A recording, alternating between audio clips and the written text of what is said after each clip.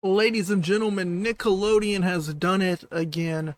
For some reason, a lot of these big companies have this strange interest in taking characters and series and making them look disgusting, to say the least, making them have this touch of AI, crappy, cheap art style. You know, in the past, I made a video on the Backyardigans reboot. As you can see, they turned the Backyardigans into these weird minion looking knockoff characters, right? These are not the Backyardigans that people grew up and have come to know and love, and they have taken another franchise by the throat and ripped it out Mortal Kombat style, as we have SpongeBob Russell's Everyone in the Ring, new crossover featuring TMNT, Loud House, and this is the Nicktoon universe.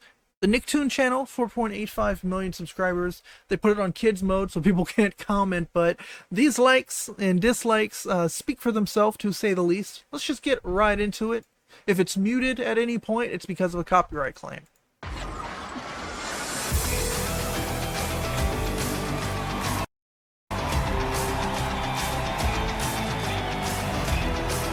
Already, we're seeing a bit of a budget issue, a stylistic choice, to say the least. A very simple art style for a multi-billion-dollar company, to again say the least. Mind you, this only has 55k views in 4 days. So maybe, they just don't expect people to watch this. It's like an online only type of thing, a YouTube only type of show. So they're not going to spend a lot of money to make the characters at least resemble their TV counterparts, or at least look good in any way. And I don't watch The Loud House. Alright. But what they're not going to do is this. Ladies and gentlemen, this is CatDog. This is CatDog, apparently. And then we have these characters. We have this fish from SpongeBob. We have Tommy Pickles back here. This looks so gross. Like, this looks like some kid's art project in middle school. They threw this together real quick. That's CatDog. Lifeless, no voice acting. It's just animation. It looks nothing like the characters. I mean, it resembles them because, of course, it's CatDog. But beyond that, this is soulless. This is just gross, to say the least. Right, so they fight a little. This is SpongeBob. Yeah, this looks like a kid drew it just off the top of their head. Like they didn't have a reference image, and they were like, you know what, I can draw SpongeBob. And that's what they came up with. The "I'm ready," the little catchphrase on his shirt. We can skim through it again. And this is kind of where they crossed the line.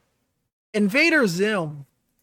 Invader Zim is a series that was very famous years ago. You might know it from Hot Topic and all the Hello Kitty girls. Before Hello Kitty girls, you had the Invader Zim girls with the Grr backpack. You know, that little puppy dog robot thing. This is Invader Zim. And Nickelodeon said, you know what, let's bring him back in this art style, because everybody wants that, right? He's got like a Bret Hart vibe going on here. It kind of sounds like Bret Hart music if you're like a wrestling fan. He falls, which is, personally, I think that's a very bad, out of taste reference. If you are a fan of WWE or pro wrestling, Owen Hart passed away in real life this way. Who is Bret Hart's brother? Now, I don't know if Nickelodeon accidentally made this connection. In real life, Bret Hart brother Owen Hart was traveling on a little skyline type of thing, a little zip line, to do his entrance during a pay-per-view, and he fell, and he's no longer alive because of that. So for that to be a reference in a kid's cartoon that no one's gonna watch and everyone dislikes, very out of touch, very bad taste. Again, that could just be my connection as a wrestling fan. Nickelodeon could be, out of the loop. Then we have Teenage Mutant Ninja Turtles. I think this is Donatello. I could be wrong. That's the one who likes pizza, the nerdy one. Michelangelo, actually. I'm wrong. My bad. We have Chucky again. This art style is just hideous. Not sure what they're going for. And they wrestle around a little bit. He duplicates. Invader Zim over here pulls out his Spider-Man Iron Claws. This is the loudmouth guy. And I thought this was just a one-off type of thing, and I was like, okay, this is just pretty disgusting, whatever. Right? They win the belt, woohoo.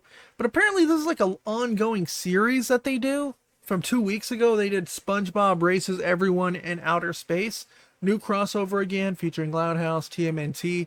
And this is not a unique concept. This is something that they do, apparently. They take characters people know and love, You have Cat Dog here. You have a Reptar car that Chucky's driving in. They have the classic, iconic, riffs and music.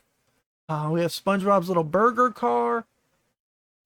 And they just take these characters and make this AI generated looking slop. Very bad designs. The original designs were not even complicated or complex. And that's what's really interesting, that they decide to create these spin-off shows where they somehow make them even worse looking. I don't even know how to describe this art style. Like, this makes me appreciate that Backyardigan style, at least, because of this case, at least someone had to go and like create a 3D model and animate them to dance around and whatnot. This looks like they couldn't get the rights to SpongeBob, or it was like fan made. Right, mind you, it's hosted on Nicktoons' actual YouTube channel, so this is clearly supported by them, funded by them. And you get this kind of monstrosity. Chucky's here again. Loudmouth Kid is here. SpongeBob and Zim. Reptar's back here. Again, that's not Reptar. This is Chad. He's doing the Chad face on us. Yeah. Show that to someone and tell them this is Reptar. Remember Reptar, in love from when you were young? That's what happened to him now. Feel old yet?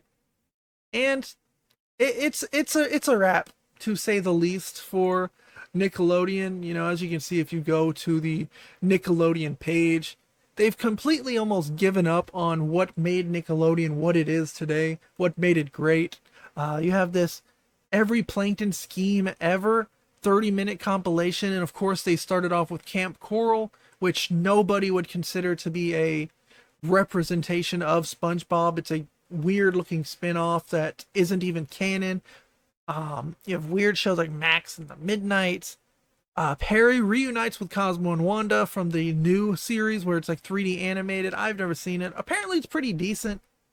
And a Smurf show, Transformers. Again, you can scroll on and on and on, and you don't see anything that made Nickelodeon what it is. Jimmy Neutron, Timmy Turner, the original one. You don't see the original Cat Dog, the original Hey Arnold, the original Rugrats. And you can even Dora. They even ruined Dora. How did they ruin Dora? She was already 3D animated. Why did you change her too? It's just sad. And this whole video could be sad. I'm a grown man. I'm 26 years old. I grew up watching these shows, and of course you could argue with me and say, well, it's for the new audience. It's just for the brain rot kids who don't really care how any of these characters look. But there's still a part of me, a part in my heart, in my brain, that knows how these characters look and should always look and should be preserved. If they want to reboot a series or remake a show, keep it original looking. Why completely butcher the design and what people liked about these shows and these characters to completely ruin it for, 55,000 people to watch? It's weird. Ladies and gentlemen, let me know what you think down below of the way that Nickelodeon is handling their own IPs. Disney is handling their own IPs. All these big companies are taking these famous IPs and characters that people have grown up with and love and just completely butchered them. And it's horrible in my eyes. Let me know what you think. Like and subscribe. Share the video. I appreciate you coming by. See you.